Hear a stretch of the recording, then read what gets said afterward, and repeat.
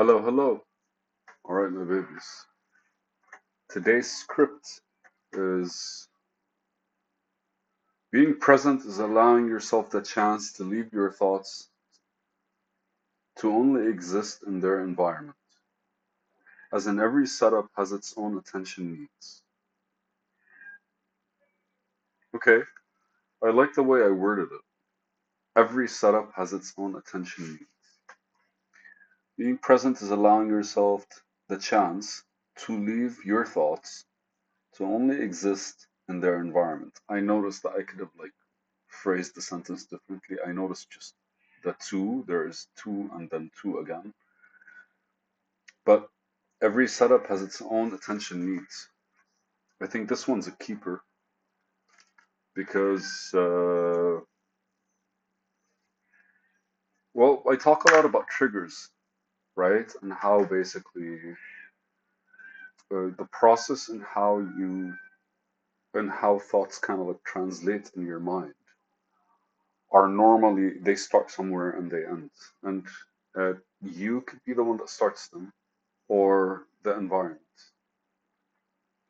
This is not specifically a reflection on your thoughts, just kind of like a base layer understanding of how I approach my thoughts. Because if I'm sitting in my room, for example, there are certain thoughts that keep popping by. If I'm sitting in a coffee shop, there are certain thoughts that keep popping by. I noticed this a while back. Like if I sit in a new coffee shop versus if I sit in a coffee shop that I've been frequenting, they're kind of like different thoughts because you kind of like the environment becomes a bit more comfortable. You're used to it. You understand the corners and bits and pieces of it, and eventually kind of like have this whole isolated segment where a big piece of you is kind of like included, whether it is being done consciously or unconsciously. So then again, what is presence? And maybe overcoming all this is like anytime you're in an environment or in a new environment, you're not really yourself. You kind of have that PTSD vibe going. And that's specifically when you kind of like go to a new friend's house. You find yourself very much on guard until you kind of capture everything and loosen up a bit. A new friend's house, not an old friend's house. An old friend's house, you're pretty much yourself. You're familiar with the environment. And so you're kind of conscious about what are the things that could happen and couldn't happen. So if anything, I feel like the more we're, the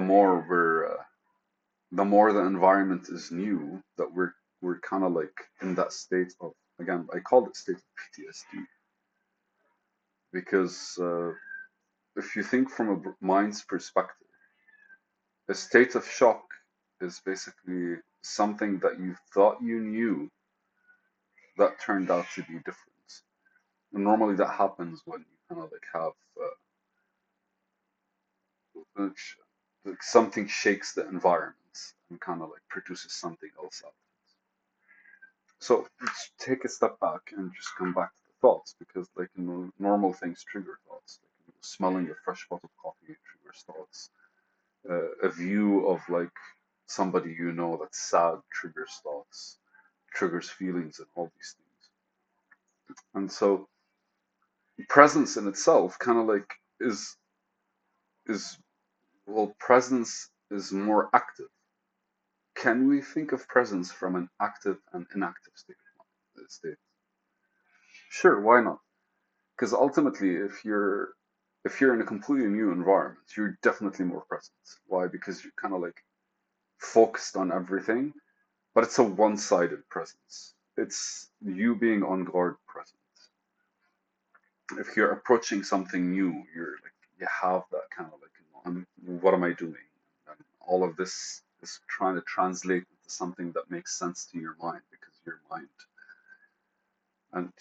mind is kind of like building a certain relationship from scratch.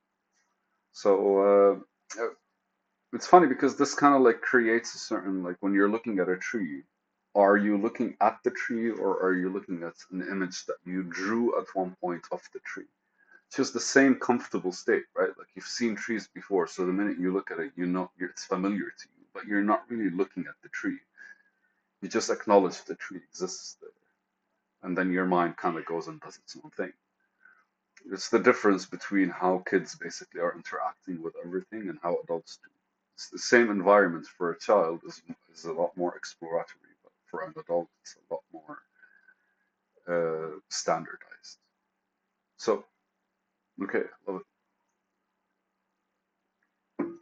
So, we're still taking that step back. Being present is allowing yourself the chance to leave your thoughts to only exist in their environment.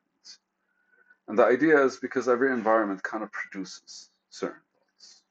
And I challenge anyone to go to the gym and while actively working out, consider the thoughts that happen throughout their heads and kind of like see how effectively they work out when they're thinking about gym stuff and how ineffectively they work out when they're thinking about stuff outside of the gym. And that's basically how I want to control. I don't want to control, but to control the view of what environment I think about. Sitting with your parents, for example, creates an environment. Whether you're sitting with them at home, and whether you're sitting with them in public, or whether you're sitting with them at like an aunt's place or something like this. And our world is kind of built around these concepts of like when you're on the road, you're more alert than when you're in your room. So that's a different environment. When you're in a car on the road, it's a different kind of alertness, right? Sometimes there is no alertness because autopilot mode kind of drives on its own. If you're in a car driving versus if you're in a car in the back seat or in the car on the side, on the next to the driver's seat, these are different environments, and each come with their own triggers and their own kind of like awareness, I guess, to your thoughts. And so presence in itself is kind of like allowing your thoughts to stick to the environment that brought them up. Because ultimately, anytime you're moving, you're shifting from one place to another, from one environment to another. If you keep the old thoughts with you, then you're not really in the environment, or at the very least, you're not giving it the energy it deserves. So, with every setup which creates an environment, uh, it kind of requires its own attention needs, and the more attention you give to that environment, the more your thoughts differ. And again, sometimes we just have that one thing that triggers the overflows, like makes our mind go crazy, even though it's a completely separate environment, but its presence in it is kind of like overwhelming to the surroundings.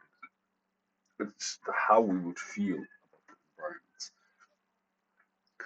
And so it's yeah, it's just like active or passive presence, I guess. That's basically like a fun way to look at it.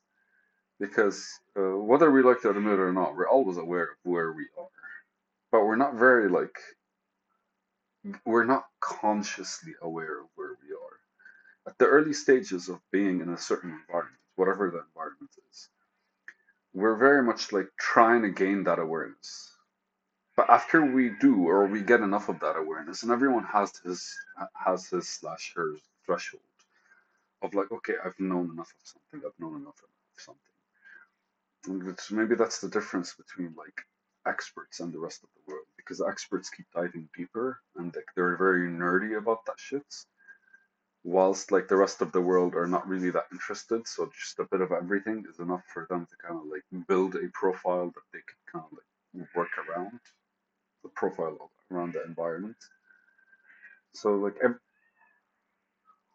giving the environment its own attention needs, understanding its attention needs, is basically the road to presence, or at the very least for presence to be active, like it's activated instead of just uh, being passive. And passive presence is literally just being there but not being there. Have we never had a conversation with a friend where we're just going, but in our head we're thinking about different things, right? Like that, that one on one is basically an isolated environment, regardless of where it is. And in a way, that's basically like that kind of shows how present we are or how active our presence is, because like it's a one-on-one and our mind is floating. I could reflect it on interest, I could reflect it on curiosity, I could reflect it on anything. But the truth is just basically like, are we intentional about the attention that we're giving to whatever it is, the environment that we're in? And we choose our environments, whether we like to admit it or not. Because like when I want to work, there are certain environments that work with me.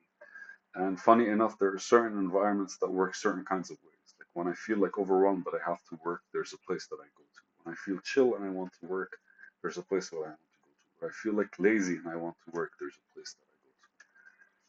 It's kind of like highlighting your intention before taking a step into the actual environment and understanding how the environment merges or like works with your intention. But based on that intention, you're giving that environment attention to understand it better and understand yourself in it better. I guess the theory behind this video should be basically like presence from an active and like passive perspective. And it's kind of like a switch, like active presence versus like passive presence, and the range of everything in between. I don't think there is a range. Your presence is either active or passive, and the thing that activates it is your intention. Why the fuck not, man? It's a video. Love you guys.